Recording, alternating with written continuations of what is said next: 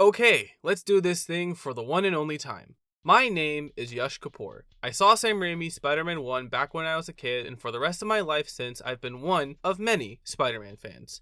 I'm pretty sure you know the rest. I watched the movies, the animated shows, bought many toys and merchandise, played all the games, read the classic comics, read the new comics, immediately regretted reading the new comics. Don't do that right now, bad move.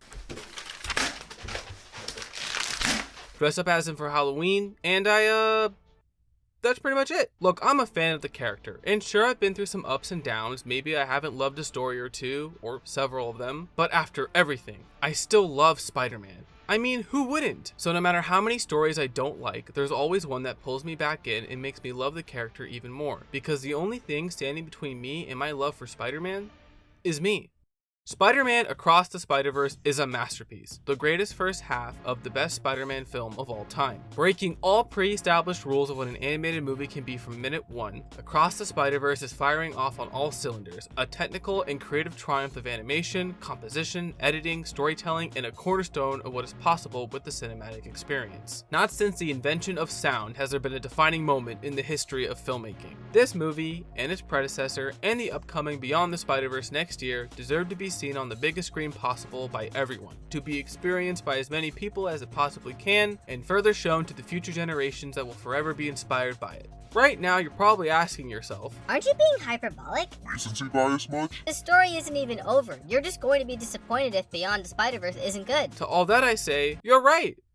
And I don't care. The Spider-Verse team over at Sony Pictures Animation changed the game back in 2018 with Into the Spider-Verse. It was a brilliant retelling of the origins of Miles Morales framed under the multiverse tropes, with a style of animation that didn't follow anything before it, showing off in the most creative, beautiful, superior, amazing, ultimate, and spectacular way that you can be Spider-Man. This has been said to death. You have heard so many versions of what I'm saying right now. You will continue to hear a numerous amount of praises and compliments about Into the Spider-Verse. Now, however, all of that is old news because the first 5 minutes of Across the Spider-Verse surpass everything that first movie accomplished. Which is crazy to say, right? How can something as amazing as Into the Spider-Verse be topped by one half of a story? Well, it's pretty simple.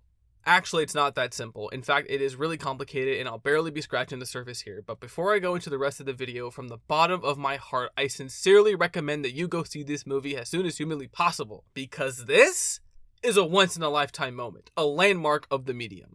Going into Across the Spider-Verse, despite my attempt to calm my nerves and lower my expectations, I was pretty excited. The first movie was a crowning achievement for comic book movies, so its sequel out the gate swinging higher, going through other universes, each with their own art and animation style and spider people, had me pumped. When the lights dimmed and the opening credits began to roll, I braced myself for the coming storm.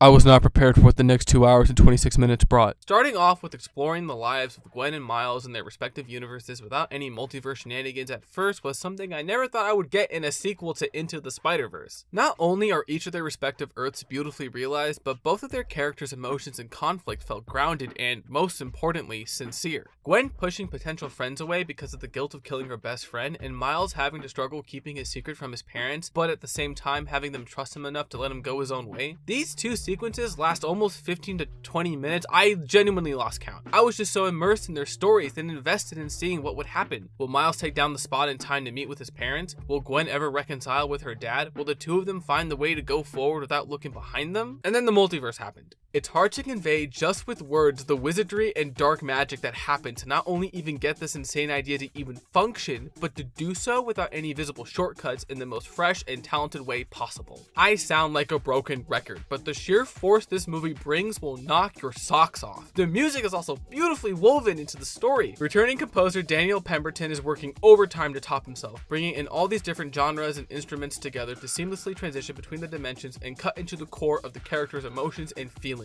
His Spider-Man score is up there with Danny Elfman's iconic Raimi theme. I kid you not, it might have even surpassed it. He put bongos in the Miles theme. That's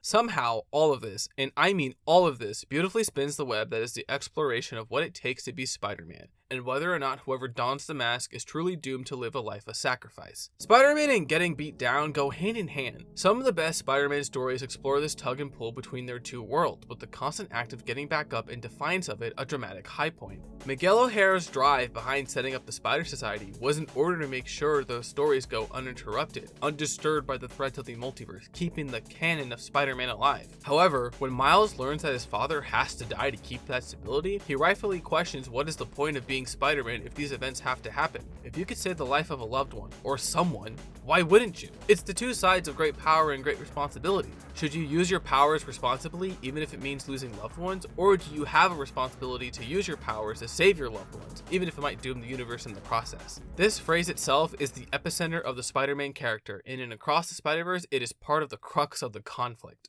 The other part, and what the movie is ultimately tackling, is something that, especially recently, has become a big debate. Miles Morales, according to Miguel, is an anomaly. The spider that bit him was from another dimension. He wasn't supposed to be Spider-Man. He broke the rules and he has to fix it. It's clearly obvious that this is touching upon the frankly ridiculous idea that Miles Morales isn't Spider-Man. This idea is being parroted mostly by bigots and bad faith personalities trying to cause a scene, and is incorrect. The way Across the Spider-Verse tackles this, through Miguel and his side of the Spider Society, is enthralling. To have Miles face off against what is essentially the personification of this dumb idea is riveting. And when he tells Miguel that he's tired of people telling him what to do and is just going to do things his way, its script writers Phil Lord, Chris Miller, and David Callahan, its directors Joaquim Dos Santos, Kemp Powers, and Justin K. Thompson, as well as the rest of the insanely talented crew of this movie, saying that Miles is Spider-Man, and that by being the anomaly, he fundamentally understands Spider-Man the most. He's going to keep breaking the rules, so deal with it. Overall, Spider-Man Across the Spider-Verse, by breaking the preconceived notions of not only who Spider-Man can be, but also by breaking the perception of what an animated movie can accomplish for the medium, screams from the top of its lungs that the rules and mandates that have been thrusted upon the mantle don't matter, and how you wear the mask carries more weight than an event that is supposedly destined to happen. To wrap it up, I want to talk about how important the representation of all the different Spider people is. I'm a Hindu, and when Pavitra Prabhakar... How do you pronounce it? Oh my god, I'm such a bad Indian, hold on.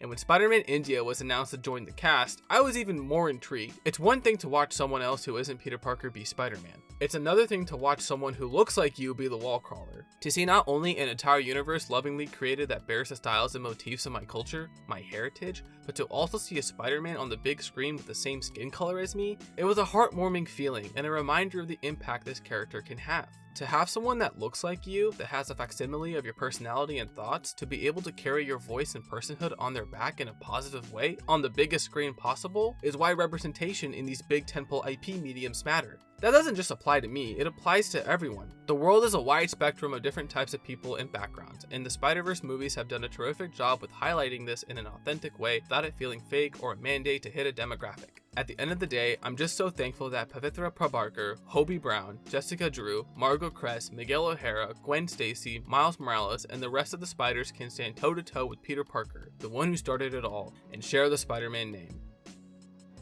Yes, even this guy.